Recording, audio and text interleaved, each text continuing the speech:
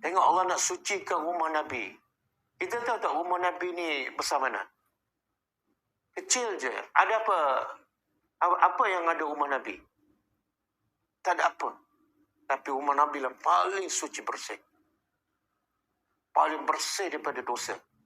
Sebab tu rumah Nabi, Nabi dan isteri paling mudah nak beribadat kepada Allah. Sebab tidak ada dosa. Tidak ada maksiat. Rumah kita segala mak nikah ada kan? Pinggan mahal, baju satu almari, kasut, kayu golf kan? Ha? Tapi tak boleh nak bangun malam. Kan? Okey. Tengok Allah nak muliakan manusia. Allah bersihkan apa?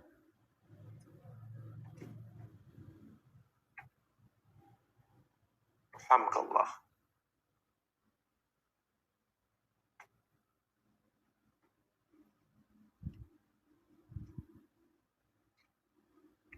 Okey. Jadi tahu dah kena buat apa tadi kat rumah? Allah kata jangan keluar. Kita bela. Nak buat apa? Ada jawapan tadi. Apa? Solat. Zakat. Zakat kena keluar, Ustaz. Ha? Transfer. Kalau nak shopping, ada Grab kan? Okey. Macam mana kita nak dapat kekuatan tu? Nak solat dengan khusyuk. Solat mesti khusyuk. Zakat pun kena ada kekuatan. Nak bagi pada orang, kena ada kekuatan. Asasnya apa? Ayat seterusnya. Asasnya ni. Wazkurna. Dan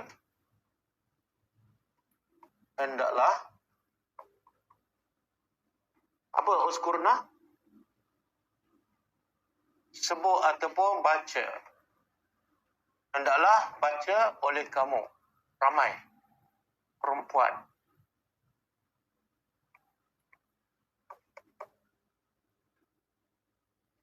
Ma yutla. Apa? Yutla yang dibaca. Ibuyutikunna di rumah-rumah kamu. Apa yang dibaca di rumah kamu. Kamu kenapa? Sebut. Belajar. Apa yang dibaca di rumah kamu. Apa yang dibaca di rumah kamu. Min ayatillah. Dari ayat-ayat Allah.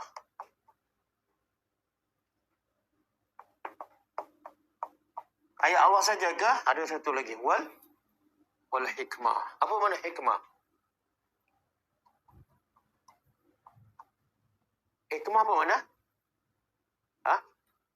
Sunnah Nabi.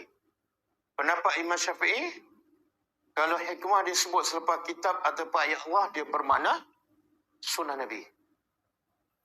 Sunnah Nabi. Kenapa sunnah Nabi disebut hikmah? Kenapa? Sebelum tu apa mana hikmah? Apa dia? Hikmah ni mana bijak lah, hakim. Kenapa sunnah Nabi disebut hikmah, bijak? Sebab sunnah Nabi adalah wahyu. Bila wahyu, pasti ada hikmah. Pasti datang daripada yang maha bijak.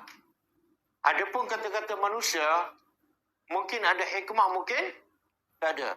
Kadang-kadang 1 jam setengah cakap, satu hikmah pun tak ada. Orang semakin cintakan dunia. Tapi kalau kata-kata Nabi, pasti ada hikmah. Maka disebut hikmah. Subhanallah. Jadi tugas isteri-isteri Nabi dan juga sebenar kata ulama, ahli tafsir, perintah ni walaupun pada asalnya kepada isteri Nabi, tapi sebenar perintah untuk semua wanita. Bila duduk kat rumah, baca. Baca apa yang dibaca, sebut apa yang dibaca di rumah kamu. Apa yang dibaca? Allah sebut tak siapa yang baca? Tak. Mana siapa yang baca ni? Pastilah Rasulullah. Orang yang pertama terima wahyu, kewajipan Nabi pertama, bila terima wahyu, kewajipan pertama apa dia? Baca wa anzir ashirataka ku anfusakum. Orang pertama yang Nabi baca ayat Quran bila dapat wahyu ialah kepada isteri. Maka Allah perintah, bila Nabi baca pada kamu, kamu adalah waskurna. Sebut, baca dan belajar. Quran dan sunnah. Cuba buka ni. Apa makna waskurna? Cuba buka kata Syekh Sa'di. Dia huraikan apa makna waskurna.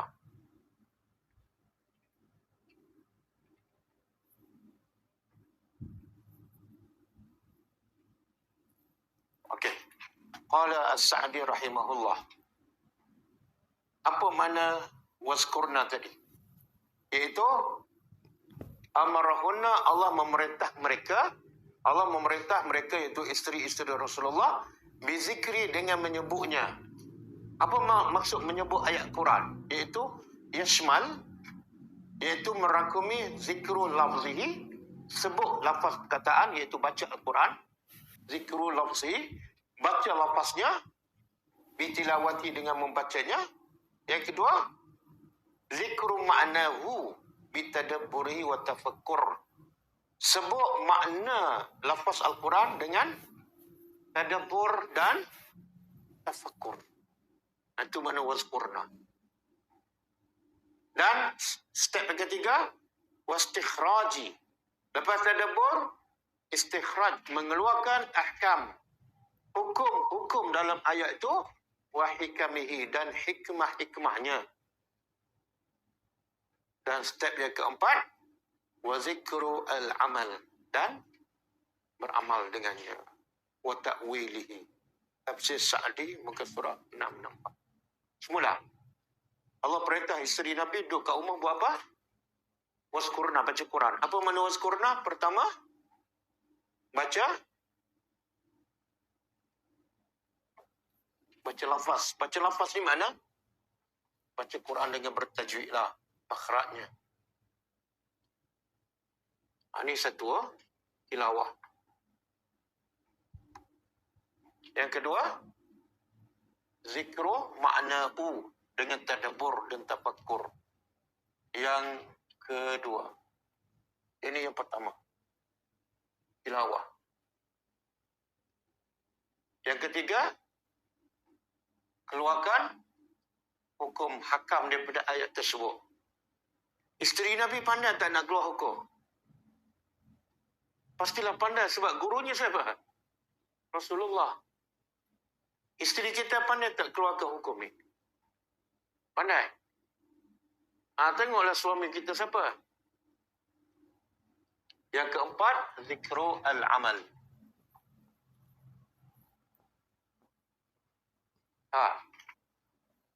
Cuba bayangkan, kalau perempuan duduk kat rumah, baca Quran, fikir pasal makna, keluarkan hukum dan beramal, ada masa tak dia nak keluar? Tak ada masa. Yang ada masa nak keluar ni, sampai tak sempat nak balik rumah, siapa? Rumah dia tempat tidur je. Siapa ni? Yang tak ada Quran dalam hidupnya. Yang tak ada Quran dalam hidupnya, dia akan tak ada masa untuk dekat rumah. Betul? Orang kalau boleh duduk dengan Quran kan, dia tak nak. Ada tak nikmat yang lebih besar bila kita boleh baca, faham ayat Allah? Ada tak? Hanya jauh hari mengenal, itu bukan hadis. Hanya jauh hari mengenal malaikat. Sebab itulah yang Nabi boleh baca Quran sampai bengkak sebab ni lah ni. Okey. Maksud baca di sini sama dengan ayat Allah, surah Al-Baqarah ayat 121. Surah Al-Baqarah ayat 121. Kalau orang tanya ada dalil tak? Bila sebut baca mesti 3 tu. Lafaz, makna, amal. Kan? Okey. Allah sebut, Allah puji ahli kitab. Ahli kitab bukan semua tercela. Ada sebahagian terpuji. Yang mana terpuji ni? Allazina atainahumul kitab. Orang yang kami beri pada mereka kitab. Apa mereka buat? Yatlunahu, mereka membacanya. Membacanya dengan apa cara mereka baca? Haqqa tilawati. Saya pernah sebut ayat ni beberapa kali. Haqqa tilawati mesti ada berapa? 3. Haqqa tilawati mesti ada 3. 1, baca lafaznya. Yang kedua, baca maknanya. Yang ketiga, amal. Itu mana haqqa tilawati. Sama dengan tadi lah. Cuma yang tadi ada satu tambahan. Apa tadi? Keluarkan hukum. Lepas tu Allah puji.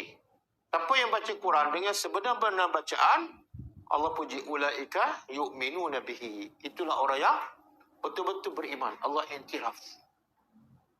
Kalau sekadar yang telu nahu, tak ada haqqa tilawati, tak beriman. Kadang-kadang kita sedih. Bukan kadang-kadang lah. Ada satu kumpulan, baca Quran. Daripada awal sampai akhir, gelak aja. Gelak aja. Dia kata, ya Allah, baca ayat azab pun gelak. Baca ayat syurga pun gelak. Gelak aja. Dia lah baca tajwid tak betul. Dan dia bukan baru baca, ingat dah bertahun-tahun. Umur pun dah senja. Tak masuk akal kan. Baca Quran gelak. Quran bukan bahan lawak. Tegeran je nak pergi tegur. Tapi, yalah. Tak betul. Kamu baca ayat Allah, kamu gelak. Dahlah tak faham. Ni Allah puji. Bila baca haqqa tilawati, dia beriman. Dan kita, ayat lain Allah kata, bila mereka baca, mereka faham, mereka menangis. Mereka menangis. Kemuncaknya mereka menangis. Kemudian Allah mencela. Dah baca, sebenar-benar baca, tapi kufur. Ada juga orang jahiliah. Orang musyrik Mekah. Faham tak? Tapi mereka tak beriman. Dia masuk dalam kufur. Allah kata apa? Fa'ulaika humul. Itulah orang yang rugi. Okey, kita balik pada ayat kita. Inna Allah.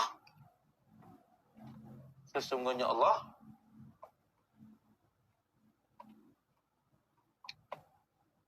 Kana adalah latifan. Latif. Apa mana? Latif. Ya latif, ya latif, ya latif. Maha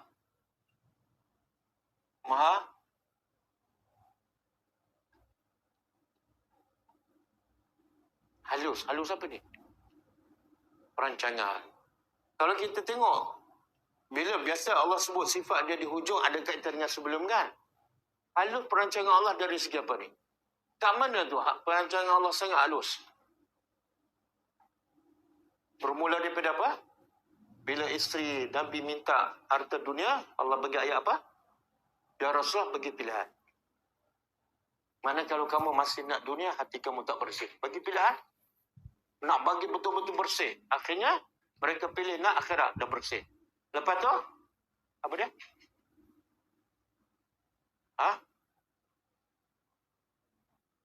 Bila buat dosa, berganda. Bila buat pahala, kebaikan, pun berganda. Jangan keluar rumah. Sangat halus, bro. Kita kalau sebut jangan keluar rumah, nak buat apa? Rancangan Allah sangat halus. Allah tahu, wanita kalau keluar rumah, biasanya, bantu solat wanita. Solat ni, ke shopping. Mana yang terbaik? Dalam rumah, Allah Maha tahu. Bila wanita keluar solat di luar, masjid ke mana biasanya? Pertama apa dia? Dia pilih pakaian pun ada masalah kan? Hari ni nak malah dah pakai teleka warni. Nanti orang kata sama, tak ada pakaian lain ke? Kan? Ada lain dan ya. Tapi kalau kat rumah, tak timbul langsung kan? Allah Maha halus perancangan. Sehingga cara Allah nak bersihkan rumah Nabi dengan benar-benar jangan lunakkan suara. Jangan keluar rumah. Duduk kat rumah baca. Dan dia buat Al-Quran. Dan Allah khabira. Maha mengetahui. Kalau khabira ni maha mengetahui zahir dan batin. Ini macam lebih kepada ancaman. Satu sudut ancaman. Kalau kamu nampak zahir bagus, batin tak bagus, Allah tahu batin. Yang kedua sebagai dorongan. Kalau kamu duduk kat seorang kat rumah, baca Quran pun orang tak tahu, kamu dapat pahala kalau ikhlas. Dan kita kalau dah buat ibadat lama-lama tak ada siapa tahu, rasa kibak tak? Tak mula nak cerita kan? Kemana 3 hari tak keluar rumah? Itulah.